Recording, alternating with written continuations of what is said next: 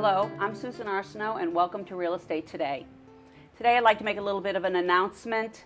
After 22 years of working for Prudential Connecticut Realty in Simsbury, I am now working for William Ravis Realty in Simsbury. Therefore, my co-host, who I love dearly, Meryl Friedman, will no longer be doing our show together. Now she's working for Prudential, I'm working for Ravis, and so we thought in the best interest of our companies that we would part ways. We are still best of friends, but unfortunately, that's what happens as life marches on. Anyway, thank you very much for that. Anyway, today we're going to be talking to Dave Sherwood, who is a home inspector. And as you know, in the real estate market, there are three very big items or situations when you sell your house. One of them is the contract, negotiating the contract. The second one is the inspections. And the third one is the appraisal.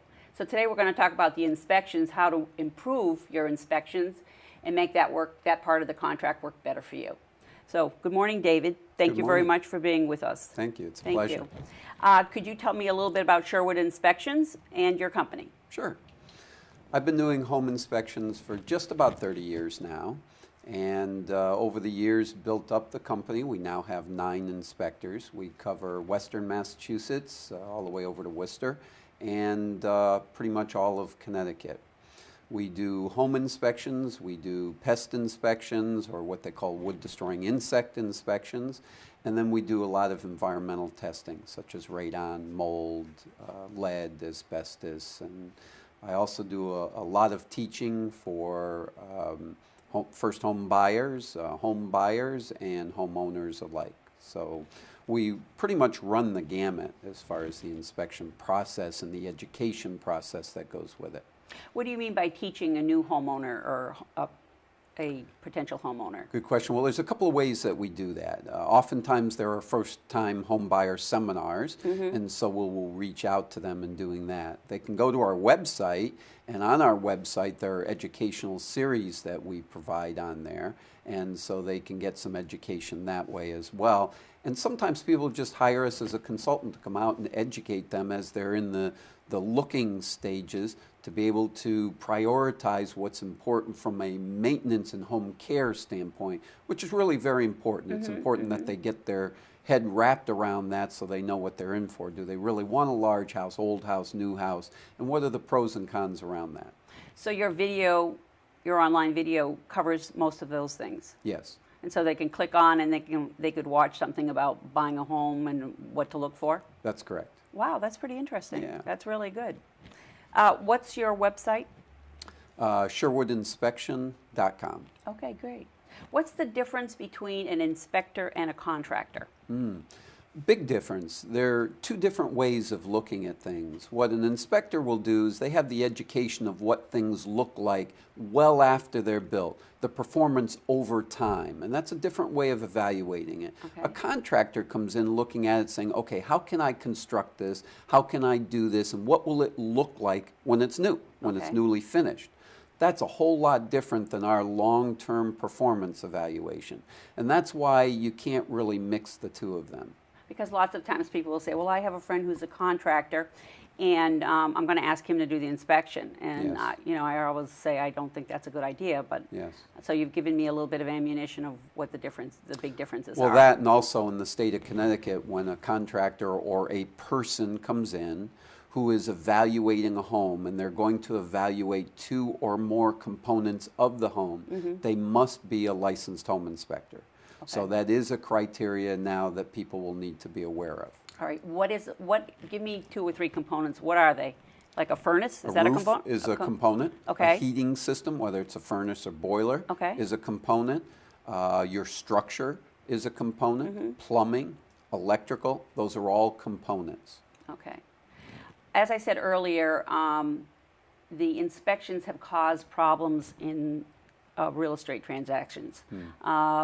It could be a first-time buyer, they don't know too much about a home, and they get an inspection with a whole laundry list, and they panic and they back out of the transaction. And it's really not necessary, because if you break it down, I always like break it down to plumbing, electrical, mechanical, you know, and then it looks easier that way. Yes.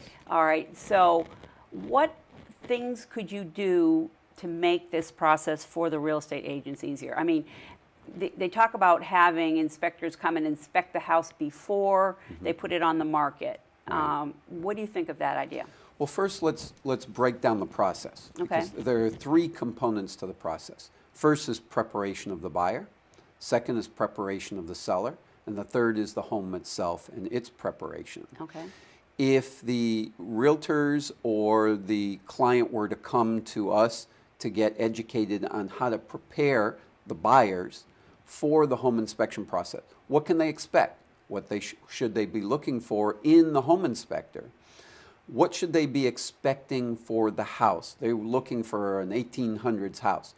What should they be looking for and expecting for that? So now they've got their expectations in line for the home inspection process for the home inspector in the home. The next is the seller. What should they be expecting when a home inspection is done? And making sure that the home is properly prepared is a very big deal. This is where we run into all kinds of problems when we're doing the home inspection, is we can't get into the attic because they've blocked up the hatchway, which is in a closet. We can't get to the electrical panel because they've covered it up. We can't completely evaluate the heating system because there's too many stored components around it. These are all areas that start to cause the buyer to be more leery of this process. Well, I can't do this, can't do this, can't do this. I don't know what's going on in the home, therefore they start backing up. If all of those are exposed and prepared for the inspector, look, what's in the house is there. What's there is there, we can't change that. Yep. How we teach people depends on our access. And if we have full access, then we can fully educate them in a very matter-of-fact way, and then from there they can make their decisions accordingly. And if they love the house in the beginning, they should love it in the end, with the exception of the items that need to be taken care of. And that then becomes just a negotiating point. Well, like when I go into a home to get it prepared for the market, I come in and I do, you know, like myself, I say, your floors have to be redone, you've got to paint this room, there's a little dry rot here, and so I give them some instructions of what they should do just to make the house more presentable. And some of your things, like cut the shrubs back, and you've always told us that a million times. Yes. So what would you do if you went into someone's house to help them prepare for a home inspection? Well, there are two parts to that. Now, one is going to be the typical maintenance. Because they asked us that, by the way. They asked us, do you think we should get a home inspector to look at the house? And to be honest, I don't always know whether it should be it depends on the house, I guess. And so I think I would rather know ahead of time. So I'm sorry, go ahead. It's okay. When there are two parts to it. One is the maintenance end of things. Yep. Painting, bringing shrubs back, making sure that the gutters are right, all of that kind of thing. Then the other part is the more in-depth components. I know, but even like you talked about the gutters, even like cleaning your gutters is important. So I showed a house the other day and the gutters were full and the person commented on it. So those are easy things to do. Sure. Yeah, I think those are important to do.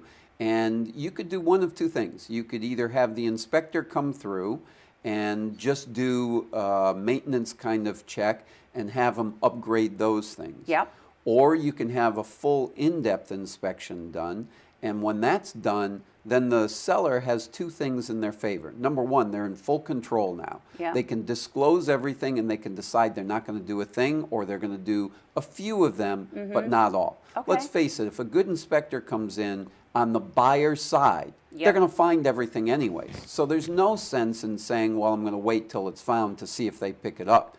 It is going to get picked up. So you might as well be in control of the situation, have everything evaluated, then you can choose what you're going to do, what you're not going to do, and simply say, because of the age of the boiler, I'm not doing these things, but I've done the maintenance to it, here you go.